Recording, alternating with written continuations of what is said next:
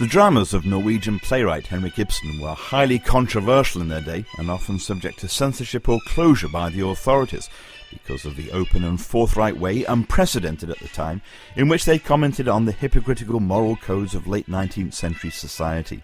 A prime example is Ibsen's 1881 play Ghosts.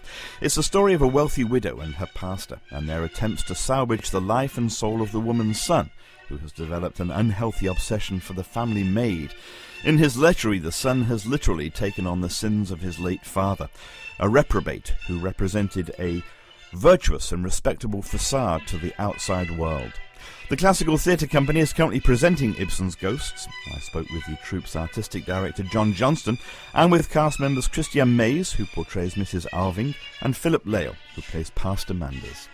Welcome all to the front row. Thank you very much for joining us. John, as director, give us a context for Ibsen's Ghosts. Well, it was originally written in the early 1880s.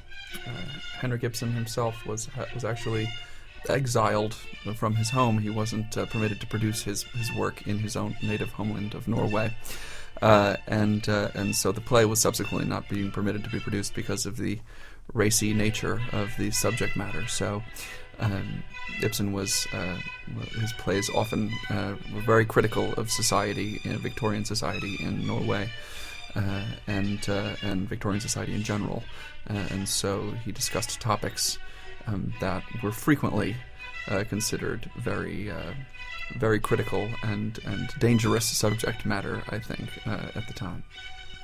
And some of those issues are still taboo today.